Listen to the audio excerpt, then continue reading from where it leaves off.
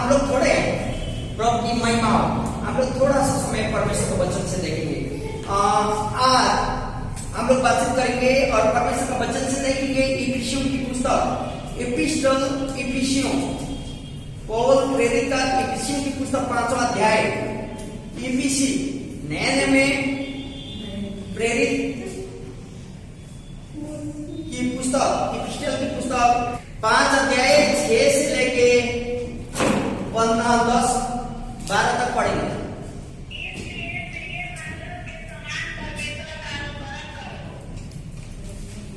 पढ़िए पढ़िए।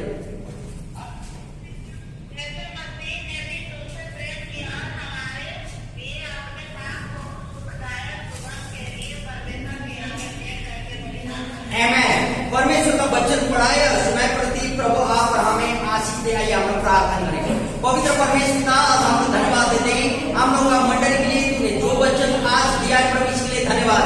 इस वचन के द्वारा आप क्या रहस्य बताना चाहते हैं प्रभु, आप पवित्र आत्मा स्वयं होकर हम लोग को होठों से और प्रमुखों से और जीवों से आप स्वयं होकर बोले, ताकि पवित्र आत्मा हम लोग आपका बात को समझ सके और अपना सुनकर भुला जाने वाले नहीं, अपना जीवन लागू करने वाले बन सके।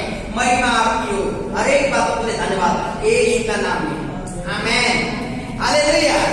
आज हमने शीर्षक दिए विश्वासियों का जीवन कैसा होना है। विश्वासियों का जीवन कैसे होना चाहिए, आज का मेरा शीर्षक है।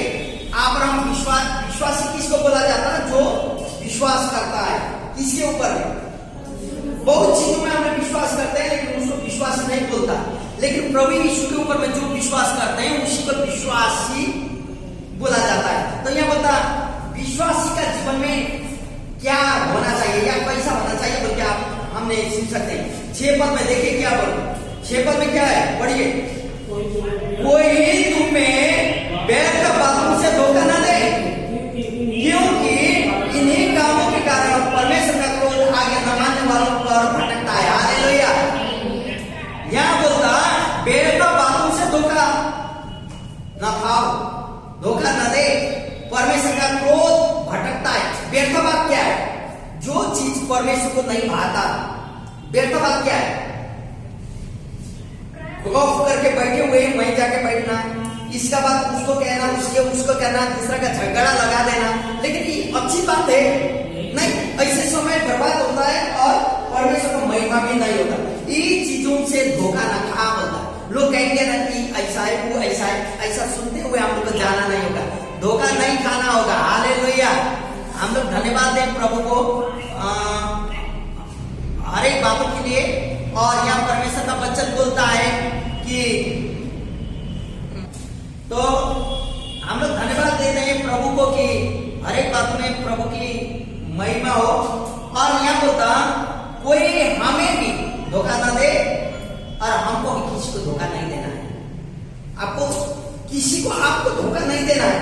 धोखा का मतलब आप समझ रहे हैं, किसी को कोई चीजों में बदनाम नहीं करना है, मजाक बोलता ना, ऐसा चीज नहीं करना है और कोई आपको भी ना करेगा विश्वासी होने के कारण। लेकिन 7 और 8 पद पढ़िए तो जोर से। 7 और 8 क्या बोलता? इसलिए जोर से पढ़ना है, वचन पढ़ना है तो जोर से पढ़ना। इसलिए हाँ तुम उनके सहभागी ना हो। किनके सहभागी? किनके सहभागी ना होना? जो ठट्टा करते, जो व्यर्थ बात में समय को गुआते, ऐसा लोगों से सहभागी नहीं होने के लिए कह रहा है। लेकिन 8 पद बोलता क्योंकि, पढ़िए पढ़िए जोर से, क्योंकि तुम पहले अंधकार थे, तुम तो पहले अंधकार थे, परंतु अब प्रभु में ज्योति हो, अतः ज्योति के संतान के समान चलो। हालेलुया। 7 पद बोलता उनसे सहभागी न बनना, धोखा न खाना, क्योंकि ज्योति के संतान के समान बनना। आप और हम भी अंधकार थे, अंधकार में थे, अंधकार में नहीं होता, अंधकार थे बोलता। हम तो सोच ठीक नहीं था, वो भाई बता रहा था कौन अच्छा है कौन बुरा हम लोग को मालूम नहीं था, क्या कहना है मालूम नहीं था। हम लोग मेरा पास होगा तो हो जाएगा, यही ना है। लेकिन अंधकार में होने चलते हम लोग को मालूम नहीं था। अंधकार का मतलब अंधेरे में रहना नहीं, हमें तो सूझ समझ नहीं था। लेकिन जब हम लोग प्रभु यीशु में आए, यीशु स्वयं ज्योति है तो ज्योति प्रकट किया, तब हम लोग एक दूसरे को देखने लगे। के समान बनते चलना।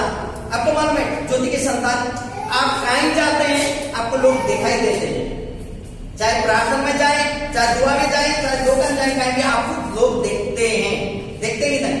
चाहे दारू की दुकान में बैठे, चाहे कहीं भी बैठे, लोग आपको देखते हैं। क्यों देखते हैं? क्यों? क्योंकि आप क्या है? ज्योति। आपको मालूम है शीशा या भीतर बैठ के बाहर देखिए, बाहर सब दिखाई देता, वो लोग भीतर नहीं देखते। क्यों? आप और हम ज्योति हैं, अंधकार से बैठ के भी लोग आप और मुझे देख लेते हैं। आप और हम क्या करते हैं, लोग पूरा देख लेते हैं। इसलिए यह वचन कहता ज्योति के संतान के समान चलो, और ज्योति के संतान तुम लोग उदाहरण दो। और ज्योति का फल क्या है? पढ़िए 9 पद। क्योंकि ज्योति का फल सब प्रकार की भलाई और धार्मिकता का और सत्य है। ज्योति का फल क्या क्या है? बोलता सब प्रकार का भलाई है। हालेलुया। ज्योति का फल सब प्रकार का भलाई है, धार्मिकता है और सत्य है। मेरे प्रिय एक बात बताइए, भलाई क्या है? ज्योति का फल भलाई है, बोलता भलाई क्या है? इनको हम लोग जानते थे? नहीं जानते। जब परिचय हुआ तभी हम लोग एक से पहचान लिए। आप हम लोग ऐसे ही भलाई, आपका दुख मेरा दुख, आपका दुख उसका दुख, जब हम ये समझ लेते हैं तब तो भलाई उसके ऊपर है। और धार्मिकता होता है। धार्मिकता क्या है? धार्मिकता क्या है? धर्म को पालन करने वाले लोग धार्मिक बने। जो धर्म का कार्य करते हैं वो धार्मिक। धर्म का कार्य का मतलब आपको खाली पूजा पाठ आराधना, इसका मतलब नहीं। लोगों को धोखा न देना बोलता, धोखा नहीं खाना बोलता, ये सारा धार्मिकता का बात। और सत्य क्या है? हालेलुया। मार्ग, सत्य और जीवन मैं हूं बोलता। तो जो धार्मिकता है और सत्य है, तो 10 पद पढ़िए, कोई भी 10 पद पढ़िए। और प्रभु को क्या भाता है? प्रभु की नहीं, प्रभु को क्या भाता है? आपको यह जानने का कोशिश करना, प्रभु आपके जीवन से क्या चाहता है। हालेलुया। बुरा कभी प्रभु नहीं चाहता है। पापा मम्मी अपना बच्चे को बुरा नहीं चाहते हैं, वैसे परमेश्वर आप और मेरा जीवन में बुराई नहीं चाहता है। लेकिन आप और मुझे जाना होगा प्रभु को क्या चाहता है, उन चीजों को जाना होगा। कल रवि भाई बता रहा था, हम तो करने चाहते हैं लेकिन कैसे हो। मेरा कहने का मतलब जाने, प्रभु को पूछना होगा, मेरा अपना इच्छा नहीं, मेरी जीवन किसका इच्छा? परमेश्वर का इच्छा पूरा होना। 11 पद पढ़िए, 11 पद। अंधकार के निष्फल कामों में सहभागी हो बोलता ना, क्या बोलता? देखिए देखिए देखिए, सहभागी ना हो वरन उलाहना दो। उलाहना का मतलब क्या है बताना, उसको उसके बारे में गलत है बोल समझा देना। यहाँ परमेश्वर का वचन प्रश्न बता रहे। हालेलुया। प्रभु की महिमा हो। यहाँ परमेश्वर का वचन ऐसा बोलता है, सुनिएगा, उनमें से सहभागी ना हो। किन से सहभागी नहीं होना? बैठक बात करने वाला, अंधकार का शक्तियों में रहने वाला, उन लोगों से आपको सहभागी नहीं होना।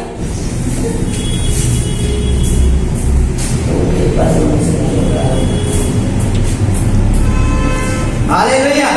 यहाँ परमेश्वर का वचन यह बोल रहा है, सुनिएगा, प्रश्न बता। यहाँ बोलता है 11 पद, फिर एक बार पढ़ दीजिए ना।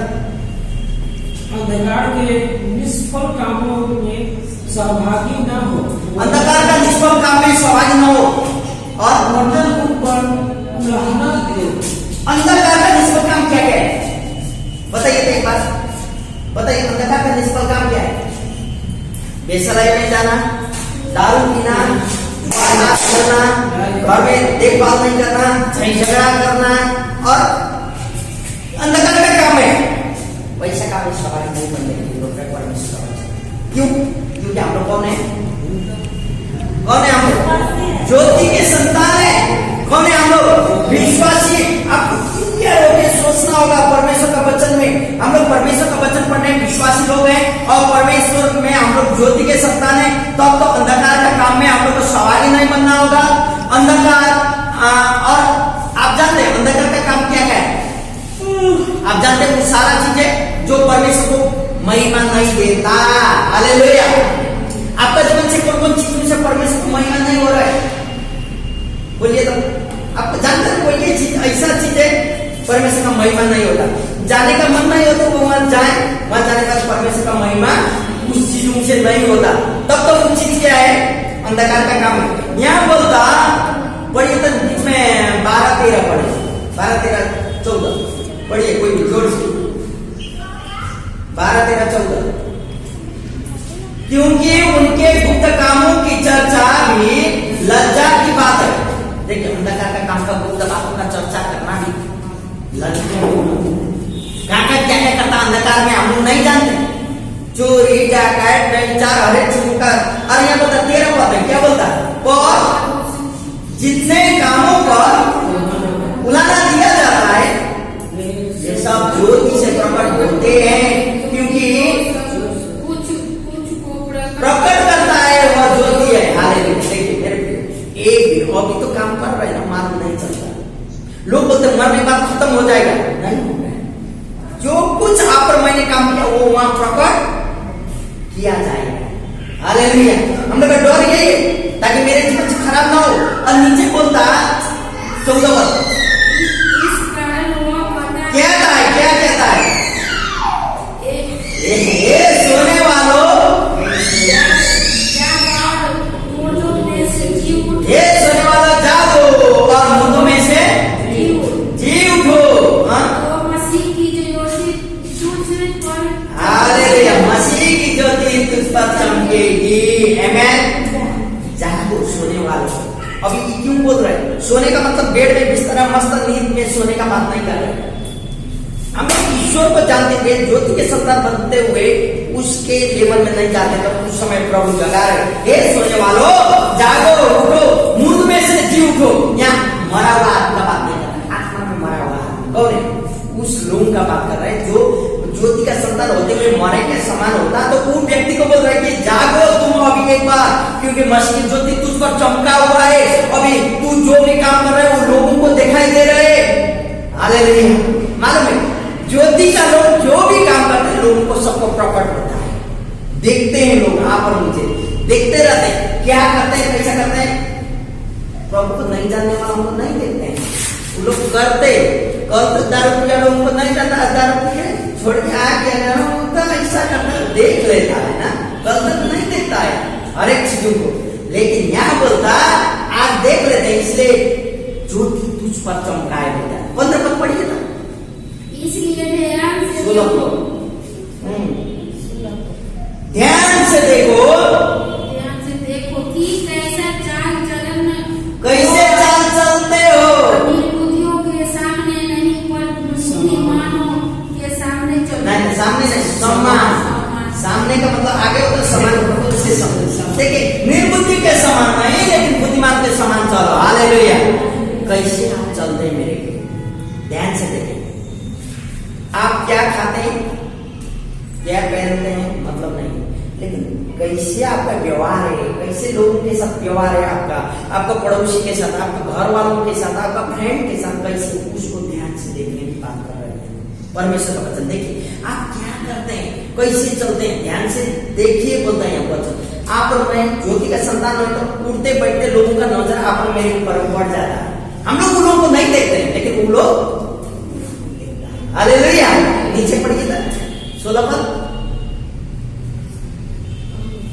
अवसर को बहुमूल्य समझो, क्योंकि दिन बुरे। हालेलुया। मेरे प्रियो अभी ये अवसर को बहुमूल्य समझना होगा।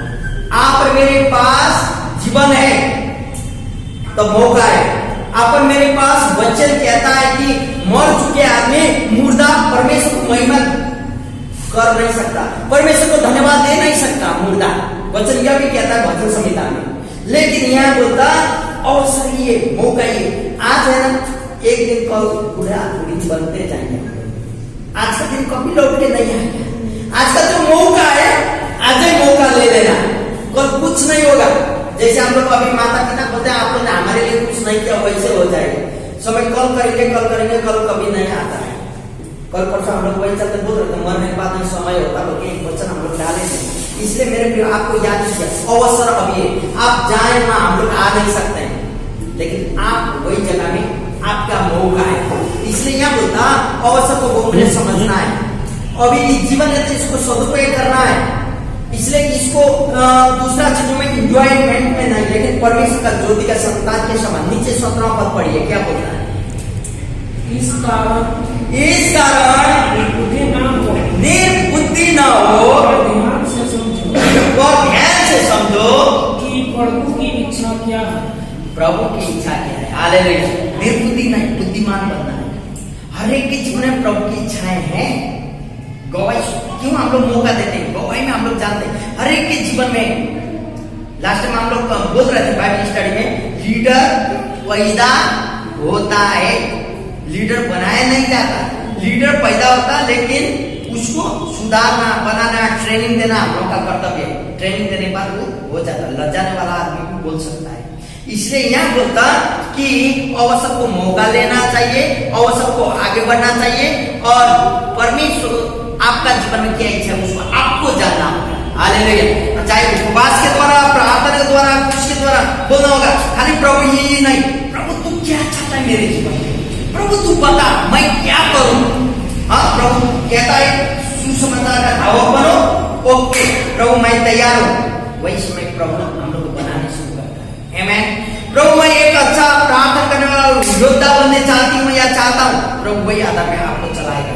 लेकिन आपको प्रभु तू क्या चाहता है आपको पूछना होगा प्रभु से। 18 पद पढ़िए। दाखरस से मतवाले न बनो, क्योंकि इससे लुचपन होता है और आत्मा से परिपूर्ण होते। हालेलुया। दारू से मतवाला नहीं बनने की बात कर रहे हैं, लेकिन आत्मा से मतवाला बनना है। हालेलुया। इसका मतलब आप समझ रहे हैं, आत्मा में हम लोग भर जाना है।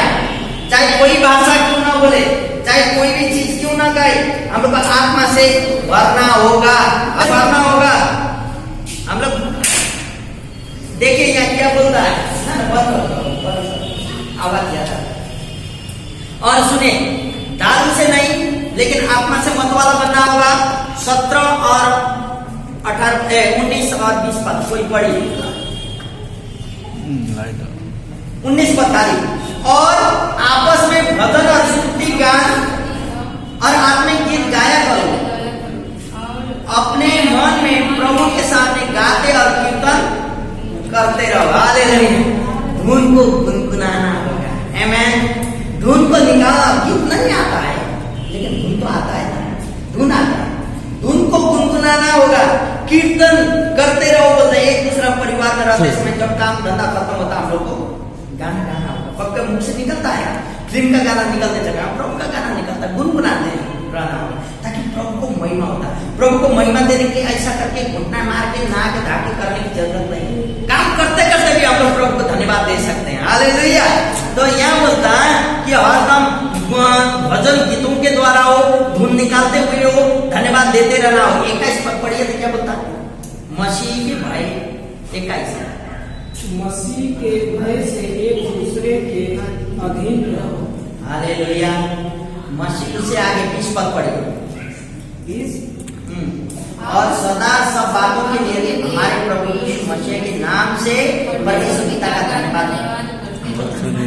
प्रभु ने ये नहीं किया, वो नहीं किया, नहीं मेरा गलती हो सकता है, प्रभु धन्यवाद। ये आया आपद विपद, इसके लिए भी दीजिए धन्यवाद। प्रभु धन्यवाद, तू जानता है आपने मेरे जीवन में। और यहाँ बोलता कि 21 बात, मसीह के भय से एक दूसरा का दिन में रहना। एक दूसरा का दिन समझ रहे हैं? मसीह का डर, भय में एक दूसरा का दिन में रहना, एक दूसरा का मान और सम्मान में रहना। चाहे पति पत्नी हो, चाहे विश्वास लोग, एक दूसरा में हम लोग सम्मान है। आमीन। और नीचे यदि वैसा है तो हर समय हमें परमेश्वर का हाथ हथियारों को धारण करना होगा। एक विश्वासी होने के कारण कैसे हम लोग आगे बढ़ सकते हैं, कैसे हम लोग आगे आशीषित बन सकते हैं। पढ़िएगा 6 अध्याय का 10-11 पद, वही 6 का 10-11 पद, वही पढ़िएगा क्या बोलते हैं। इसलिए प्रभु में और इसलिए प्रभु में और उसकी शक्ति के प्रभाव से बलवंत बनो। परमेश्वर के सारे हथियार बांध लो। 6 अध्याय, इफिसी का 6 अध्याय 10 और 11 पद। और यह बोलता है इसलिए प्रभु में और उसकी शक्ति के प्रभाव में बलवंत बनो। परमेश्वर के सारे हथियार बांध लो कि तुम शैतान की युक्तियों के सामने खड़े रह सको। हालेलुया। आप मुझे परमेश्वर हथियार को बांधना होगा जब कमजोरी आपका जीवन में आता है। मैं ऐसा करता है, प्रार्थना का टाइम में नींद लगता है, कुछ होता है, तो आपको उस समय बोलना होगा, प्रभु यीशु आपका खून का बेड़ा मेरे जीवन में लगाता हूँ। हर एक शैतान के दिन की आत्मा, हर एक दुष्ट करने वाली आत्मा को मैं डांटता हूँ, आपको बोलना होगा। और यहाँ बोलिए 12 मत पढ़िए तो, क्योंकि पढ़िए, क्योंकि हमारा यह के सामने नहीं यह मल्लयुद्ध लहू और मांस से नहीं, परंतु प्रधान से और अधिकारियों से और इस संसार के अंधकार के हाकिमों से और उस दुष्टता के आत्मिक सेनाओं से है जो आकाश में। हालेलुया। यहाँ पर मेरा युद्ध लहू और मांस से नहीं है। लहू और मांस से होता ना, थोड़ी भाला इसके द्वारा नहीं होता, लेकिन आत्मिक अंधकार का सेना से, अंधकार के काम से हम लोग अलग रहना बोले। अंधकार का सेना जो आकाश में रहता है बोलता। आप रोजा नहीं, लेकिन यीशु के नाम पर प्रार्थना करते समय कैसे चंगा होता है मालूम? क्यों? क्योंकि आपका युद्ध किसके साथ है? अंधकार का शक्ति के साथ। आपको हथियार धारण करना है तो नीचे पढ़िए, 13 पद पढ़िए, सुनिएगा।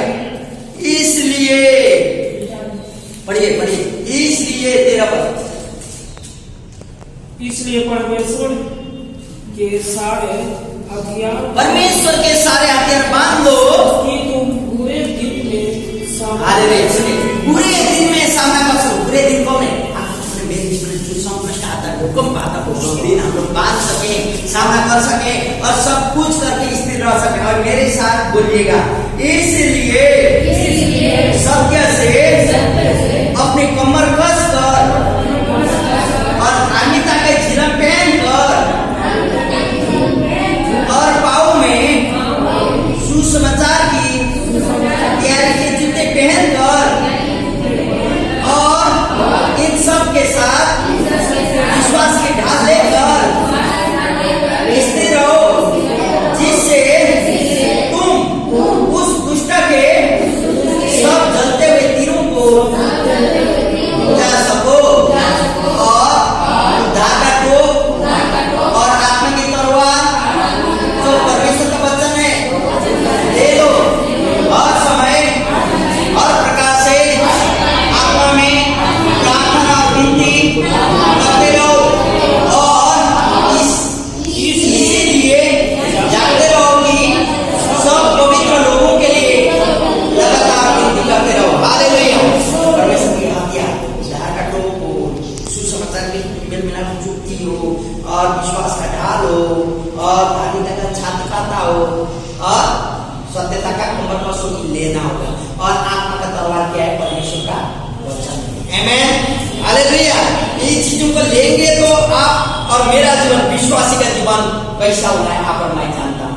आप और हम विश्वासी हैं तो ज्योति के संतान है, ज्योति है तो सब लोग हमको देखते तो ज्योति के सम्मान चलना होगा। आमेन। आज मैं ये बोलते हुए उत्साहित करने चाहता हूँ, परमेश्वर यदि आपको लगता है अंधकार मुझे घेर रहा है, तब उसमें परमेश्वर हथियार को बांध दीजिए और विश्वास के साथ बोलिए और वो बाहर जाएगा। हालेलुया। आपको स्वतंत्र मिलेगा उस समय और आप विजय बनेंगे। तब आपका जीवन में हाँ मैं एक विश्वासी हूँ बोलकर मालूम चल जाएगा। आइए प्रभु को हम धन्यवाद दें, इस वचन के द्वारा आप और मेरे जीवन प्रभु अनुग्रह